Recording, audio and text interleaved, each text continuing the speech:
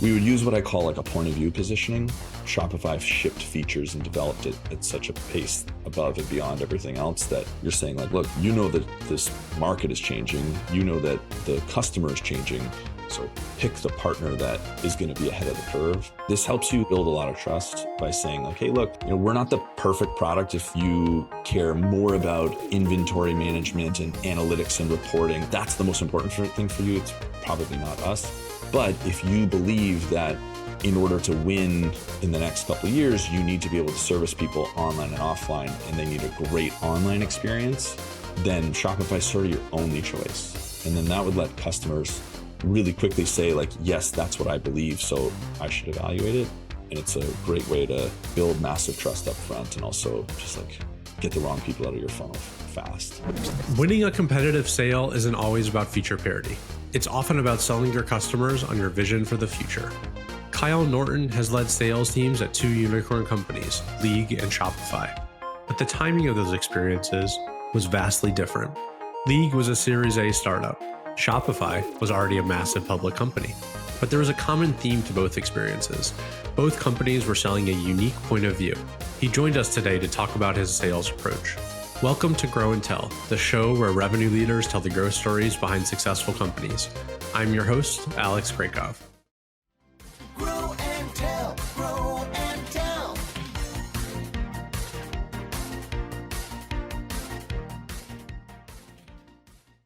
Kyle Norton joined League, a health insurance tech startup, as VP of Sales in 2016. Over 3 years, he grew revenue to 20 million plus and scaled the sales team to 40 sales reps. In 2019, he joined Shopify as head of revenue for their retail division to help roll out their point of sales products. He eventually became the director of revenue and merchant success for all of Canada. Today, he's the CRO at Owner, an all-in-one marketing platform for restaurants.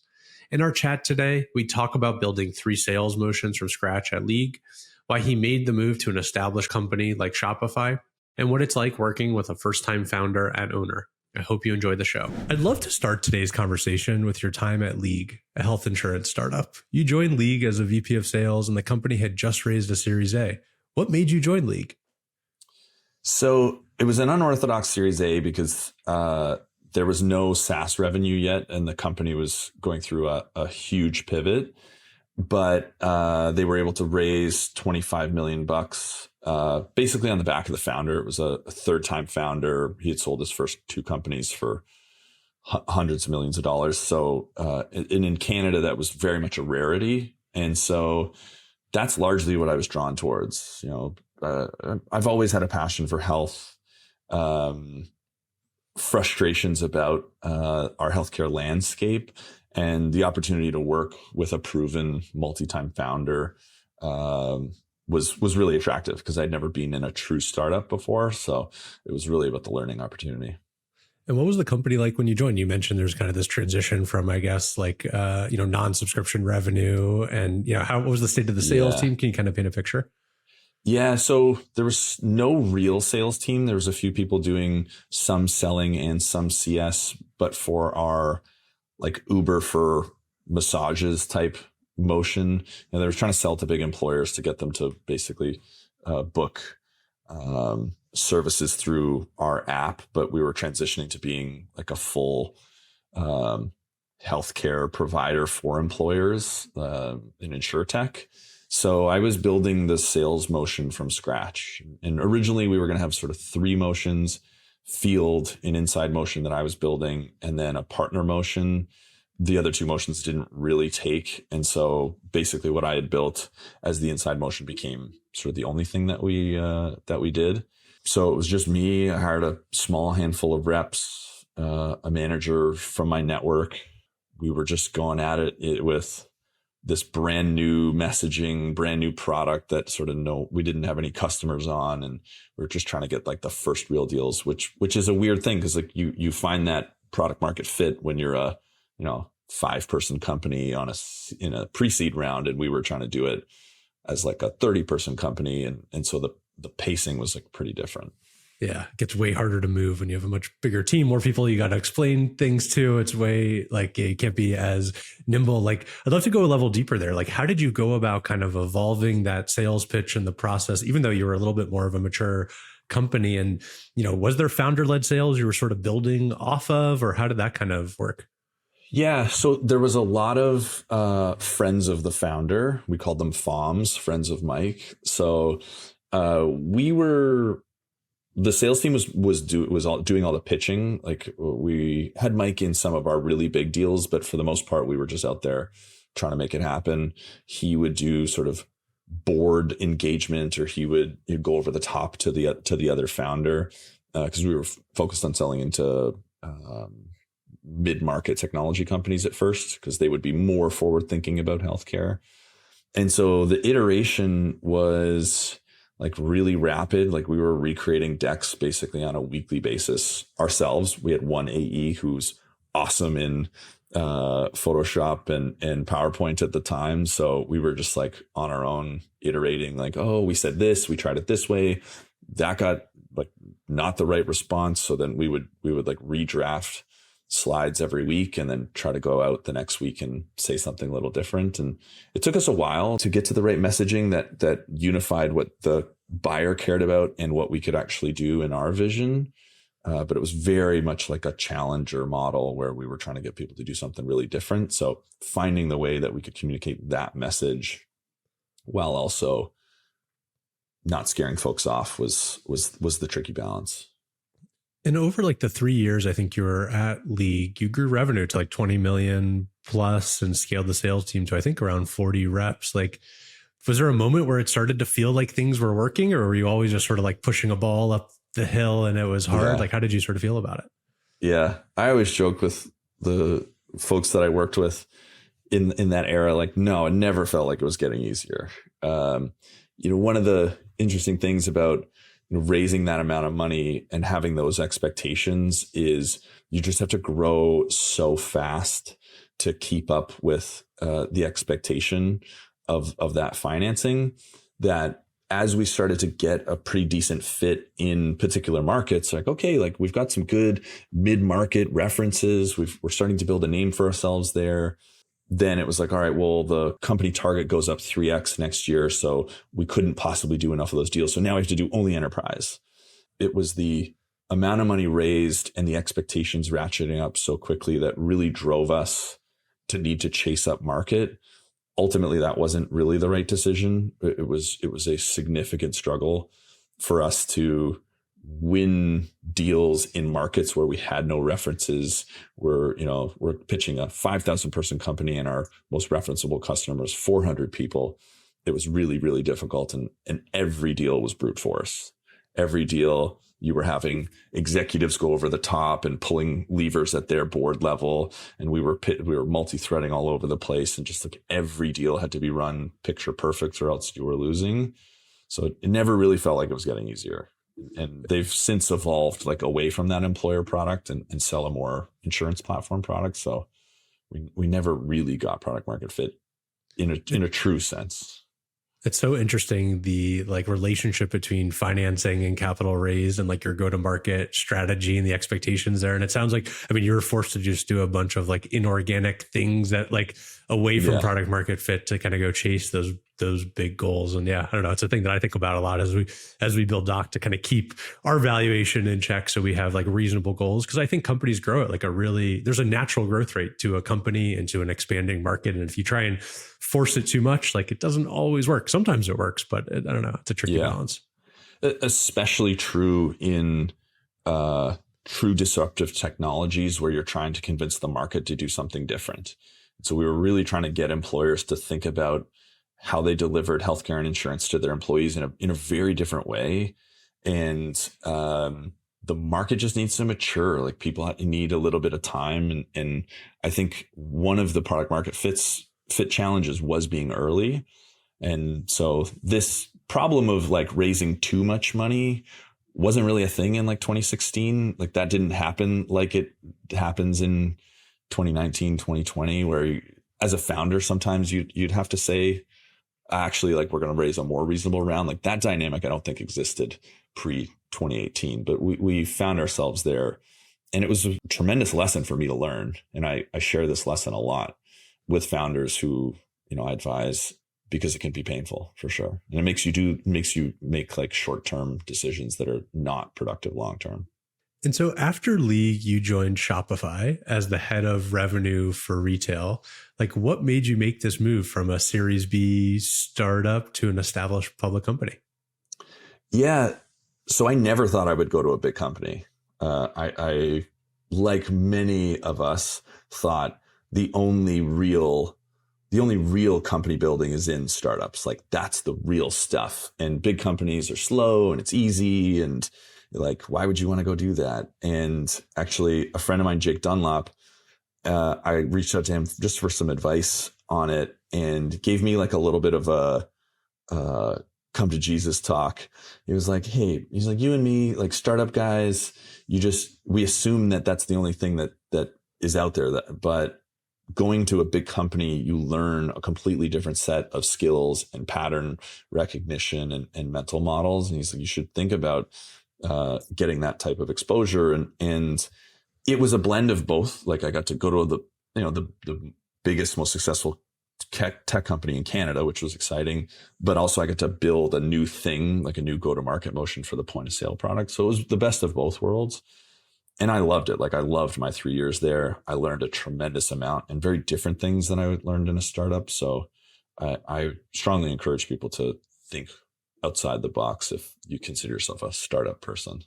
And so you mentioned, like, when you joined, Shopify was rolling out this point of sales product to retail vendors, and you were put in charge of selling that solution. So kind of like a startup within a big company, if you will. Yeah. Can you kind of talk about the point of sales product and like how you approach sales? I mean, were you competing against like Square and things in people's actual offices? Yeah. So Square, Lightspeed, Vend, the product that you're checking out with when you're at a clothing store, for example.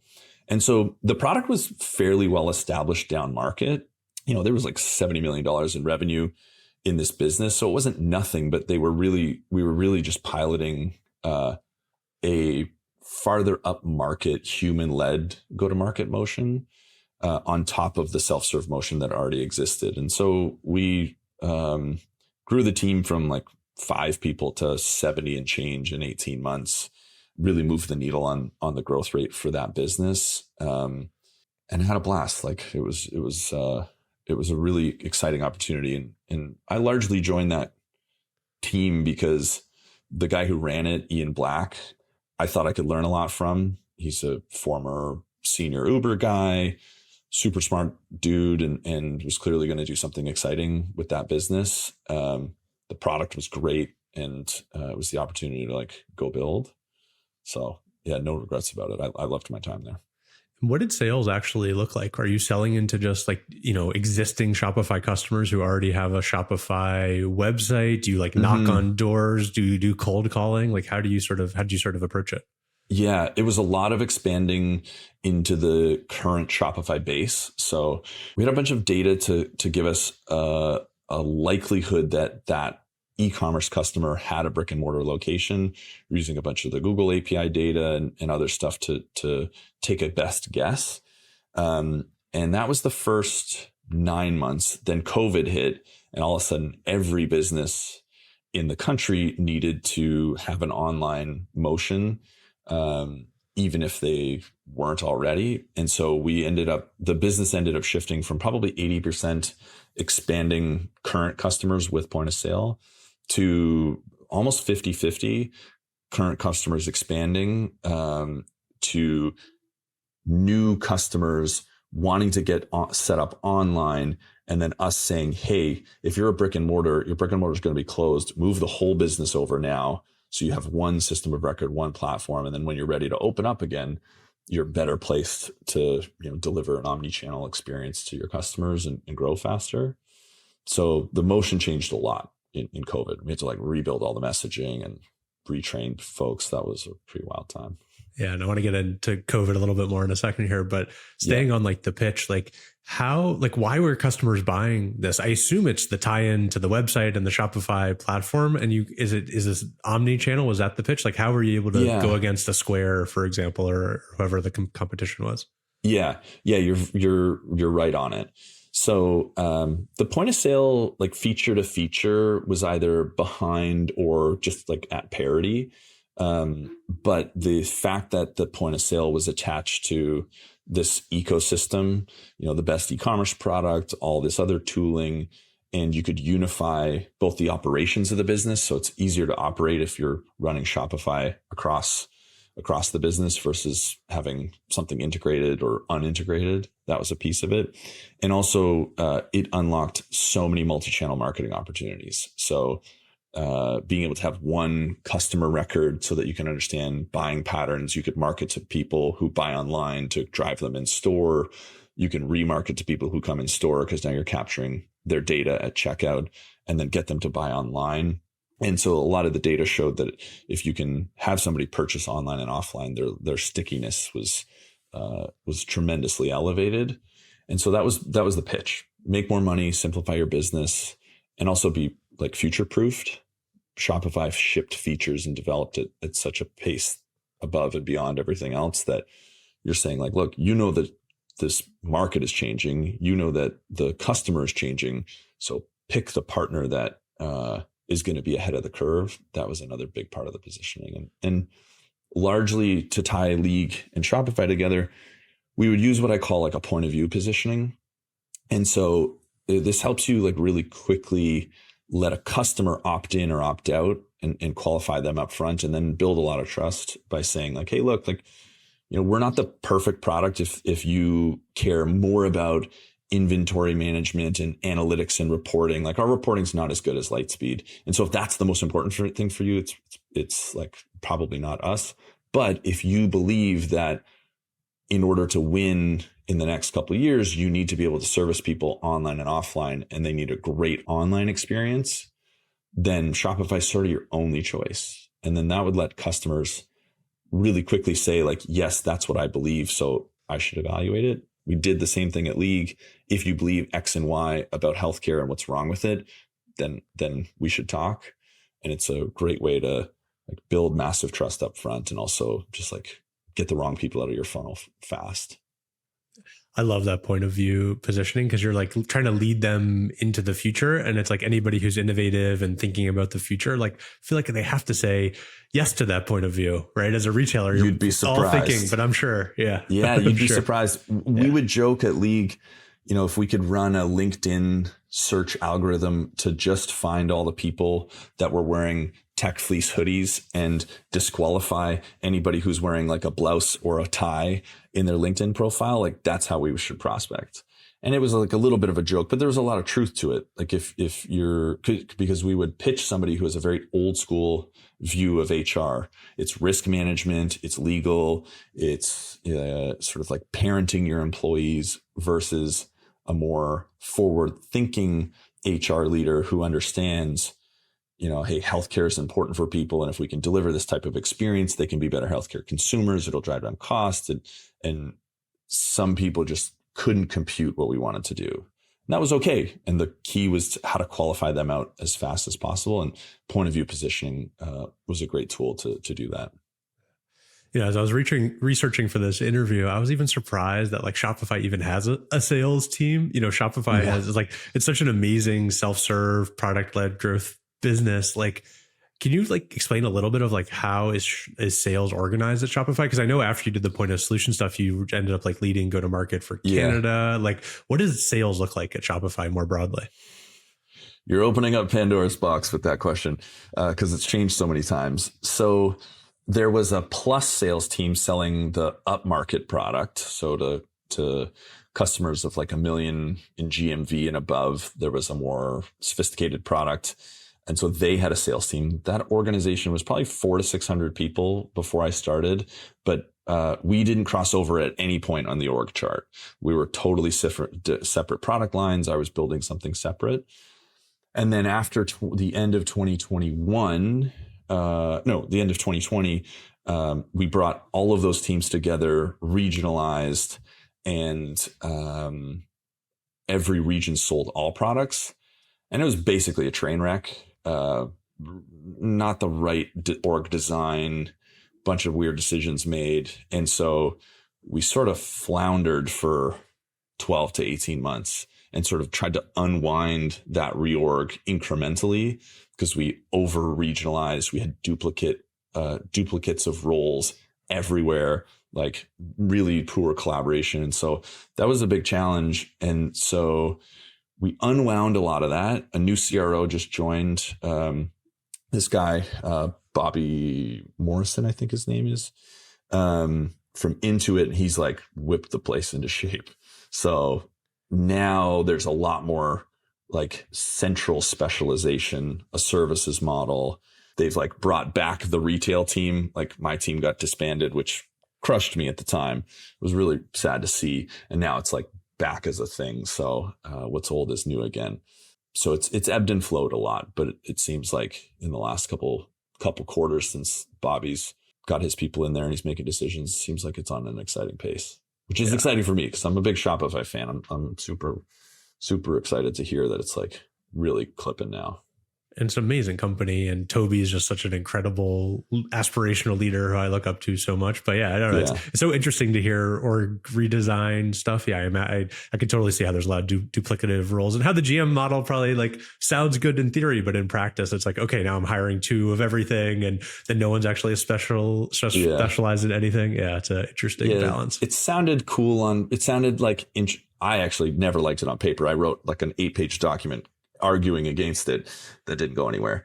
But it like on paper, I got what they were thinking, but then in reality, it didn't totally make sense. And then the guy who was behind it left the business like 4 months after it happened. So we were all left doing cleanup duty. So lesson learned again, like, it's frustrating at the time, but lots of interesting lessons in terms of great organizational design and how you can build high functioning businesses. So yeah, but it was wild. And I'm curious, how does Shopify sales team sort of play off of that strong product led motion? Are there like triggers that you have where it's like, okay, time for the sales team to reach out to this customer, or are you like reaching out to net new people who have never even, built in Shopify before? Like what's the balance there? Yeah. So for a company of that size, we were actually a lot less sophisticated than you would think in terms of the use of data for go-to-market. On the product side, very high sophistication. That growth organization is probably one of the best in the world. Like Luke Levesque, who runs it and really piloted it, was like, he's a badass.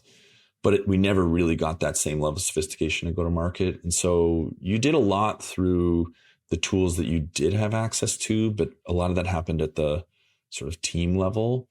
The advantage was you had a lot of customers that were growing quickly on Shopify's core products, and we had great data on those customers to try to upgrade them. And then on the sales side, everybody knew the best targets in their market. They're on our competitors, they're the brands that people know about. And so the prospect data was a little messy. They've just like relaunched their whole Salesforce instance. I think that's getting better, but that wasn't our forte.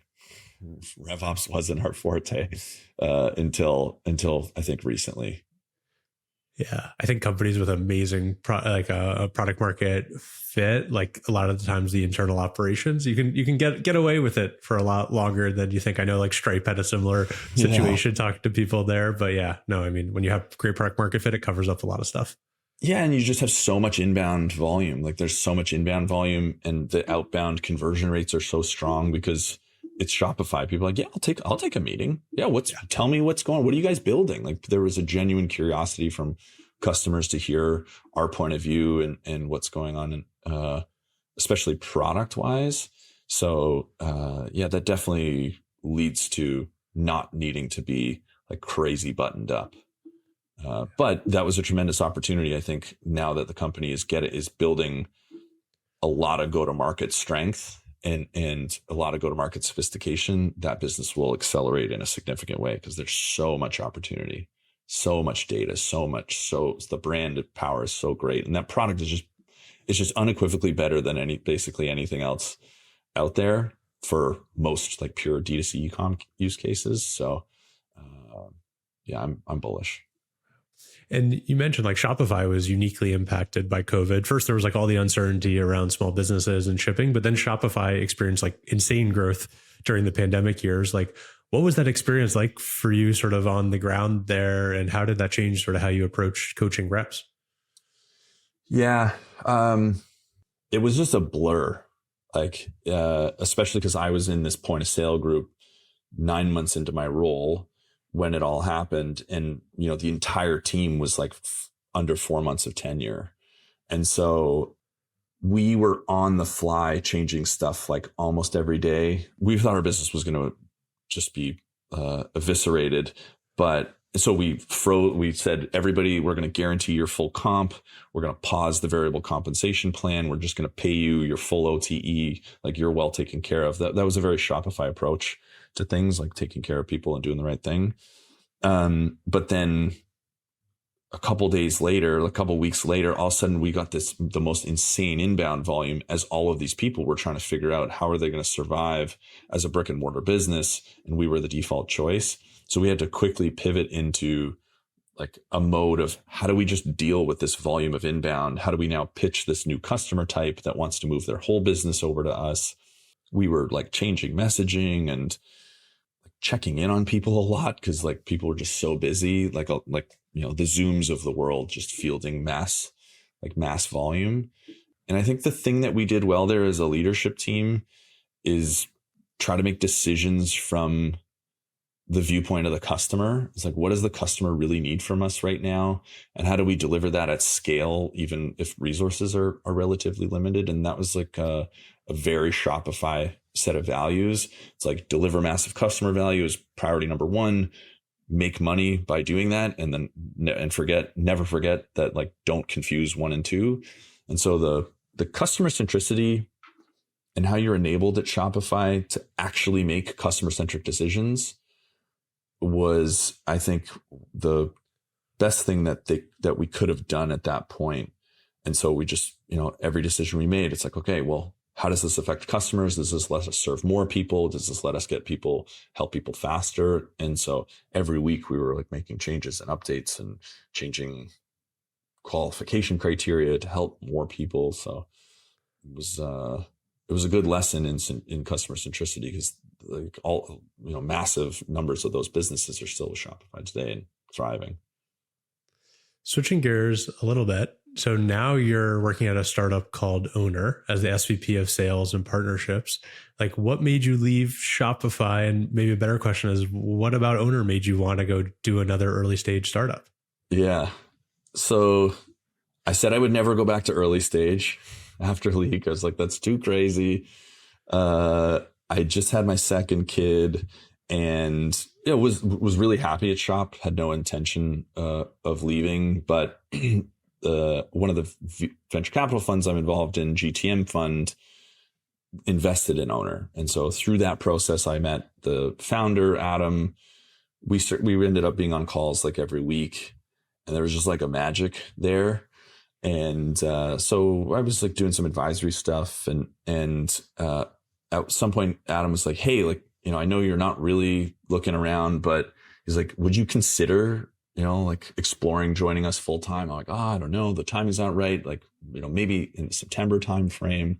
And as I started to learn more about the business and spent more time with Adam, I just came to the realization, I was like, okay, so my philosophy on investing is like, it's all about the founder. Yeah, you want a big market, but like Uber was black cars for rich people, and now it's just like logistics.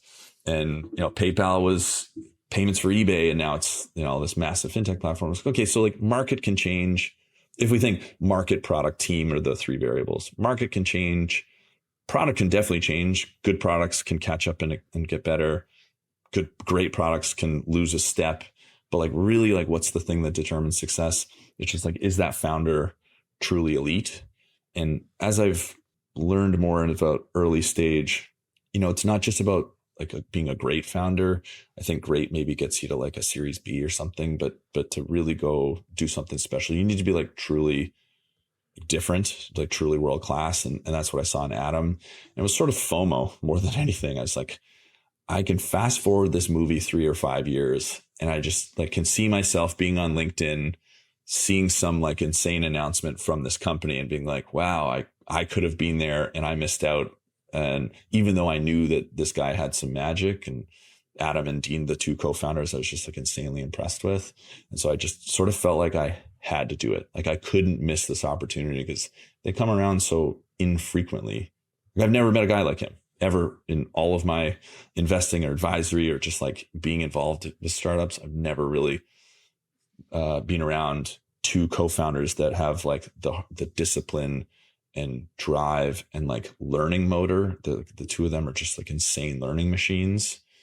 So I jumped in, and even though the timing couldn't have been worse, like my son was 3 months old.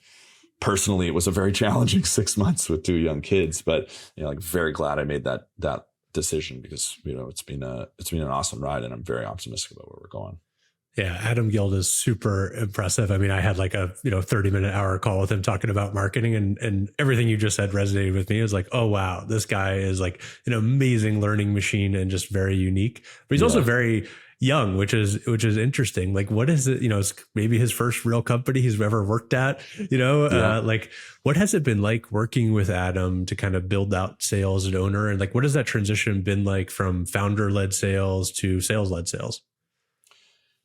So I'll separate those 2 questions. Yeah, like the learning machine thing was what caught my attention, and I remember it so clearly. Like we were talking on a call about messaging, and I was like, oh, I really like this book, Made to Stick. It's got some good frameworks to just like simplify things for customers to better understand. And then like 18 hours later, he texts me. He's like, hey, I read that book. So 1, it was, impressive that he just read this book I mentioned offhand in 18 hours.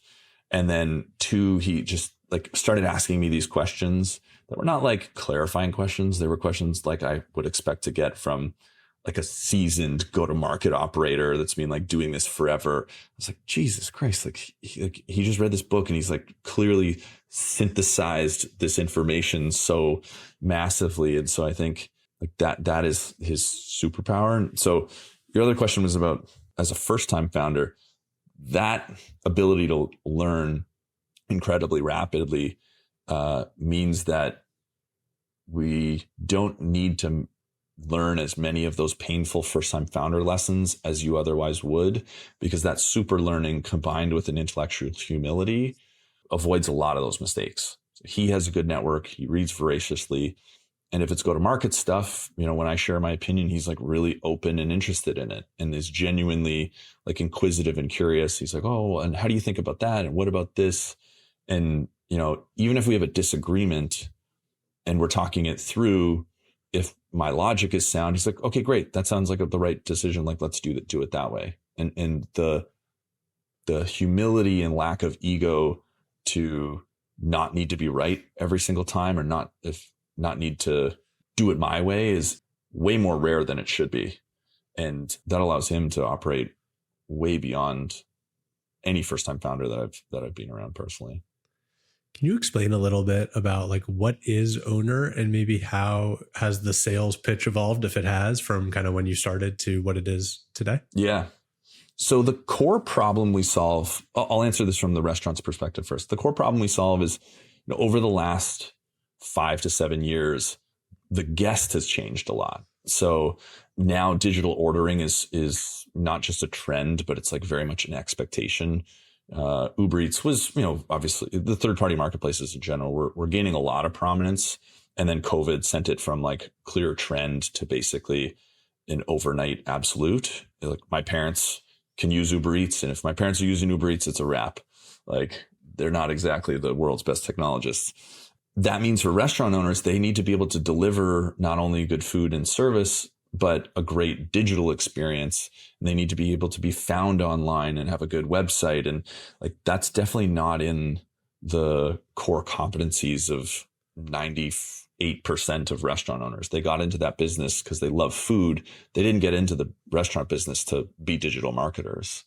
And so they oftentimes are trying to keep up with the customer by cobbling together like, okay, a Wix website and use ChowNow for ordering. And then they'll use like a text provider and MailChimp for emails. And they like put it all together. They don't do an awesome job. And then they basically get nowhere. Their customers are still buying from Uber Eats where they're paying a 30% commission. And it just leaves them insanely frustrated and actually losing money. And so Owner, like out of the box, solves that whole problem. And so we provide them a website, an online ordering experience so people can actually order directly from them. We API back into delivery networks so they can still get the delivery drivers, even if they don't want to deliver in-house. Then email and text message marketing tools, loyalty program, custom branded app for every customer. It's all wired up with AI. So AI will assist them if they want to write a custom email or create campaigns. We've got a bunch of cool AI stuff that we're releasing over the next little while. And the outcome is they make way more money. So oftentimes we're like doubling our customers' direct delivery business in like 90 days, which is super cool. They do way less of the stuff they don't want to do. They now let us do all of the heavy lifting on digital marketing. And their business is way more profitable. And so, it's cool to support small business in this way. And like, if you go read our G2 page, for example, like everybody says the same story. It's like, man, I was stressed. Like I hated trying to do this on my own. And now like I'm making all this money and that's super fulfilling.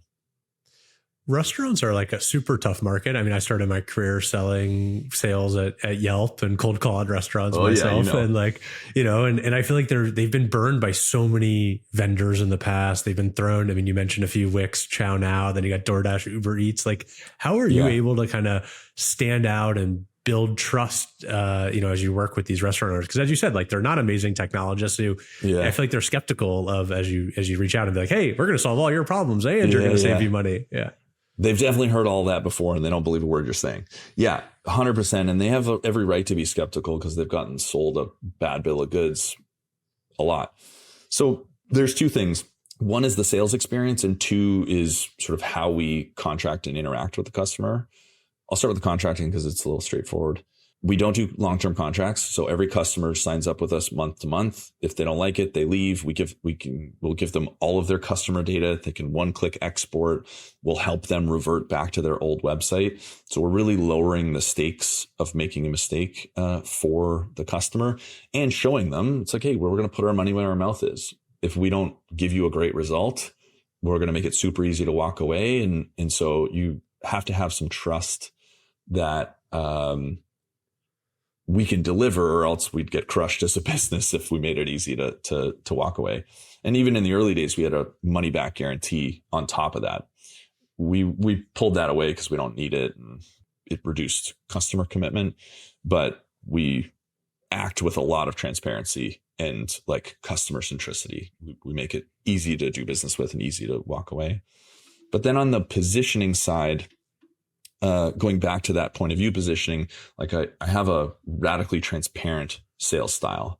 And so I want my reps to tell customers what's good and what's not good about Owner. And so the trade-off that we architect for a prospect is like, hey, look, like no product is perfect. That doesn't exist. Every product has advantages and disadvantages. The disadvantage, the trade-off of using Owner is you're going to get a lot less choice and customization. Your website is going to be like our core template. We're going to build the email journeys for you. You don't really get to choose the order and how those things look. Like we're going to change the style and the copy, but like you're going to have to fit into a box with Owner because we know that these are highly optimized templates and patterns that are going to work and deliver results, deliver revenue for you. But in exchange for giving up flexibility and choice, you're going to make way more money. You're going to do way less work, and you're just like, life's going to be better. And so if you care more about design aesthetic and you've got like a brand guide that you had some marketing partner do, and that's what you care about the most, don't choose us, choose Bento Box. You can like, it'll cost you way more, but like you can make it look super pretty and all this stuff. But if you just want results, if you just want to make money, then we're the choice. And that level of transparency again, just lets the right people opt in, be like, that's exactly what I want. I don't want to do any of this crap. Okay, cool. So your trust goes way up, and your buyer can opt in faster, and vice versa. The people, it's like, oh, wait, so I can't do my custom fonts? No, you absolutely can't do your custom fonts. Okay, cool. Then it's not a fit. Great. Cool. No big deal. And it's such a compelling pitch to restaurant owners because probably most of them don't have custom fonts or don't care about design. They just want to focus on making good food and making their customers happy. And this is all sort of a necessary evil. And I also love how you like integrate so smoothly with DoorDash and Uber Eats, but while also giving them the ability to kind of have like their own ordering system and can be profitable in there. Because I've always thought like, you know, how much those systems must eat into restaurants' margins. Yeah, they basically make no money on those orders. Like restaurants, takeout and delivery restaurants in general are making less money today than they were 5 years ago because they're giving a good chunk of that margin away to the apps.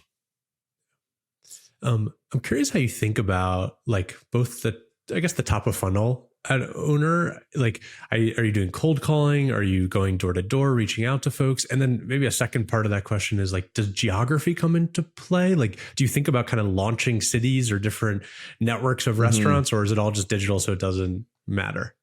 We're all digital. Lots of our competitors have feet on the street and they knock on doors, and there's an advantage to that. We have invested tremendously in our data infrastructure.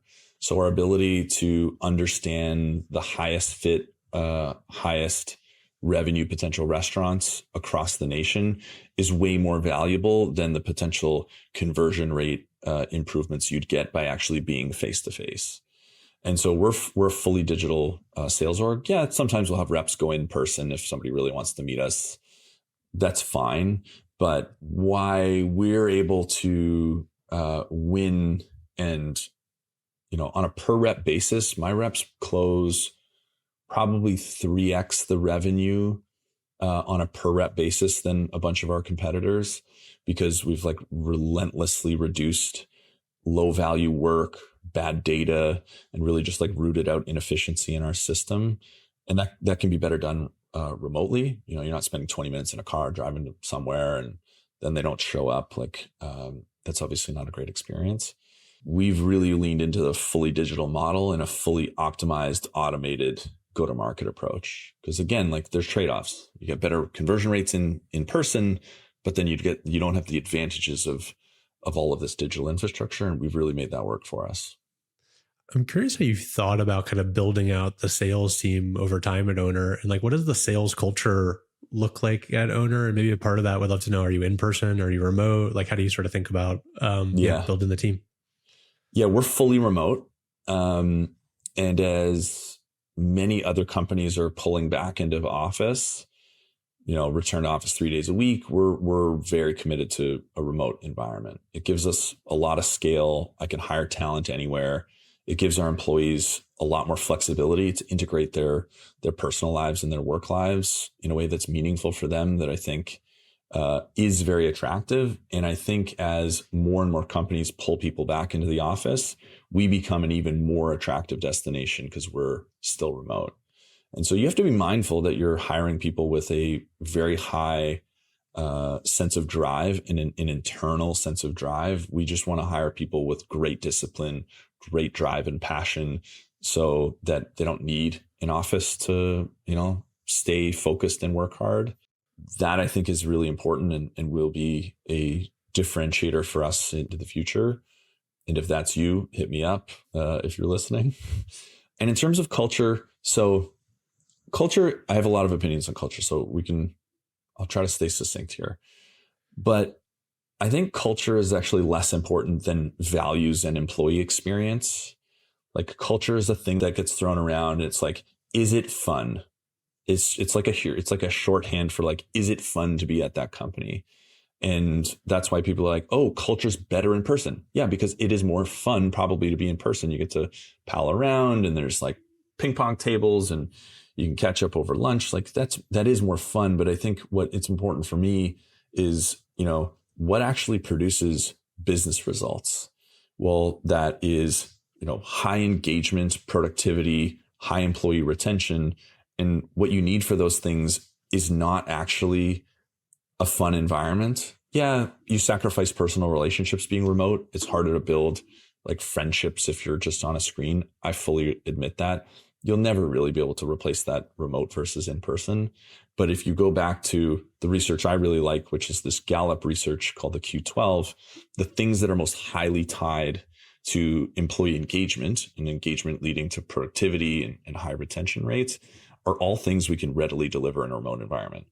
Do people trust their manager and the leadership in the business? Do they feel attached to the vision? And do they care about that mission? Are they equipped with the tools they need to succeed? Are they getting continuous growth and development? Do they feel like they have career opportunities? There's sort of a list of 12 things, and only one of them, one of the criteria, I have a best friend at work. Everything else you can deliver just as well remotely as you can in person, other than best friend at work. I will readily give that one to the in-person crowd. And so we just go hard at all of those things. We try to deliver it in a world-class manner.